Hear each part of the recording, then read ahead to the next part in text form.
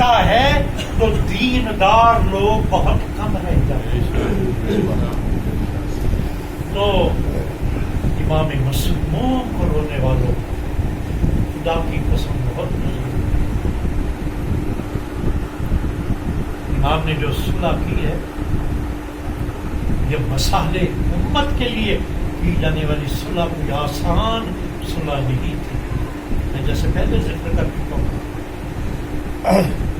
آپ کے اپنے ماننے والے سمجھنے سے قاصر کہ مد مقابل کے لیول کو جانتے تھے، امام بھی جانتے تھے، لیکن تاریخ اسلام میں ایک باب رقب ہونا تھا. کربلا کا ابتدائیہ مرتب ہونا تھا صلح امام حسن مجتبی میں. میں صلح امام حسن مجتبی کے ضمن میں 11 نکات ہیں. میں سارے 11 نکات آپ کے سامنے پیش نہیں کرتا،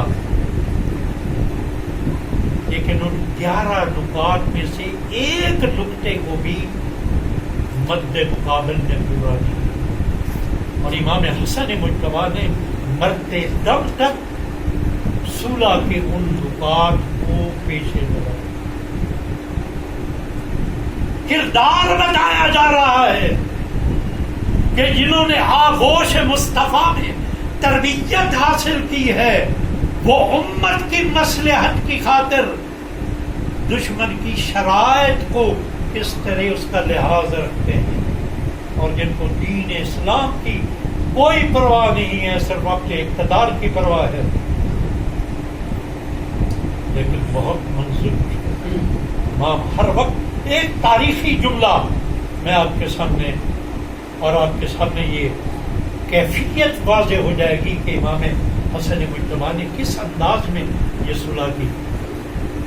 کوفہ میں کچھ عرصہ آپ نے قیام کیا اور پھر کوفہ کو چھوڑ کے جب مدینہ کی جانب روانہ ہوئے ہیں، مدینہ کوفہ سے باہر نکلے، امام کی مظلومیت کا ایک جملہ، جب کوفہ سے باہر نکلے نا جنگل میں تھے، ایک دفعہ کوفہ کو دیکھا، جو پایا تخت تھا امام حسن مجتبی کا بھی اور مولا کائنات علی ابن طالب کا بھی. یقیناً امام نے حسرت سے کہا بھائی ہو، لیکن امام وہاں سے چل بس ایک جملہ یہ، اسی اسلام میں کچھ بغاوت ہوئی کوفہ کہ نواح میں اور امیر شام کی طرف سے قاصد آیا کہ اے حسن مجتبی ان باغیوں کا قضا کما کرنا آپ کی ذمہ ہوگی. امام نے تاریخی جملہ تھا. آپ نے فرمایا کہ اگر اہل قبلہ کے خلاف میں نے تلوار چلانی ہوتی تو سب سے پہلے میں تیرے خلاف تلوار چلاتا.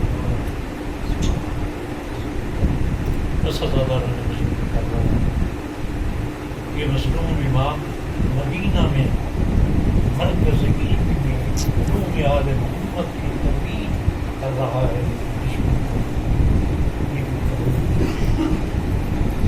آپ کی بیوی کی طرف سے آپ کو زہر، پاکستان کے بڑے نام پر مصائب خان کا میں جملہ یہ سن رہا تھا. میں بس اسی کو آپ کے سامنے پیش کر کے چند منٹ کے لیے مصائب کے چند جملے وہ بیان کر رہے تھے کہ کربلا کے عراق کے مصائب خان تھے، اکثر امام حسن مجتبی کے مصائب پڑھا کرتے تھے. ایک دفعہ مصائب پڑھے امام حسن مجتبی کے عالم خواب میں. امام حسن مجتبی آئے، کہا اے مولا کے ذاکر، اے میرے مصائب پڑھنے والے، تو میرے سخت مصائب کیوں نہیں پڑھتا؟ اس عالم دین نے، اس خطیب نے کہا مولا میں نے تو آج بھی مصائب پڑھے ہیں. میں نے مومنین کو کہا ہے کہ یہ وہ مظلوم امام ہے، یہ وہ مسموم امام ہے کہ جس کو اتنا سخت زہر دیا گیا کہ جگر کے ٹکڑے بھی کٹ کٹ کے باہر آتے رہے۔ امام نے فرمایا یہ تو میرا سخت مصائب نہیں ہے۔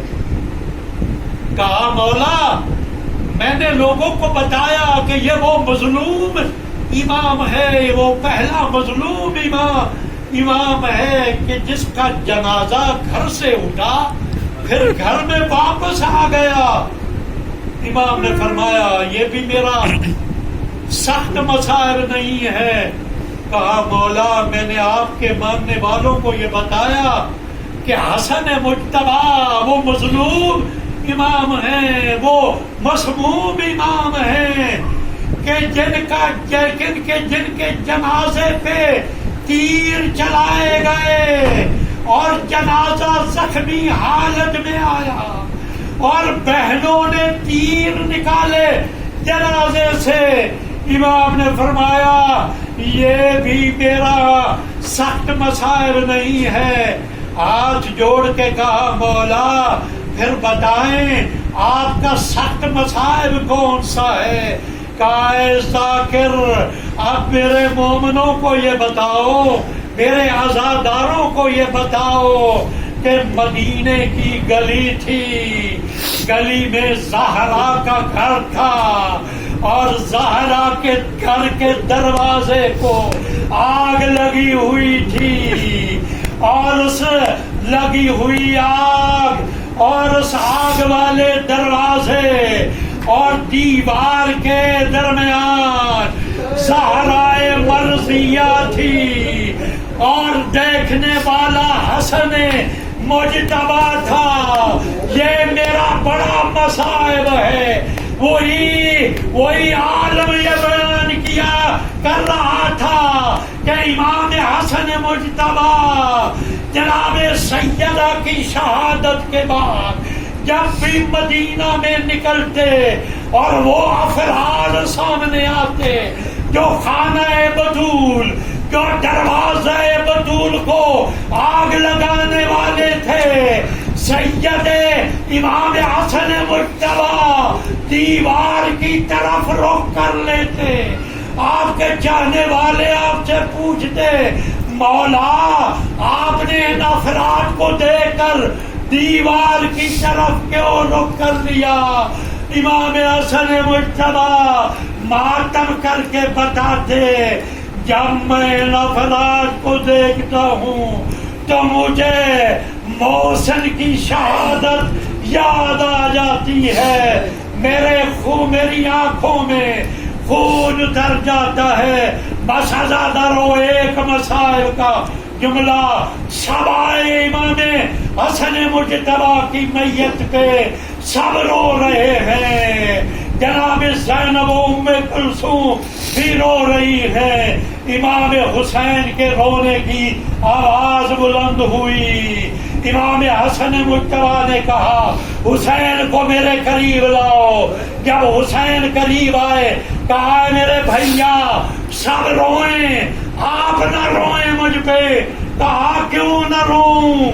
کہا اے حسین آپ کی مصیبت مجھ سے بڑی مصیبت ہے۔ آج مجھے زہر دی گئی، میرے جگر کے ٹکڑے باہر آ رہے ہیں، لیکن آپ سب بھائی میرے پاس موجود ہیں۔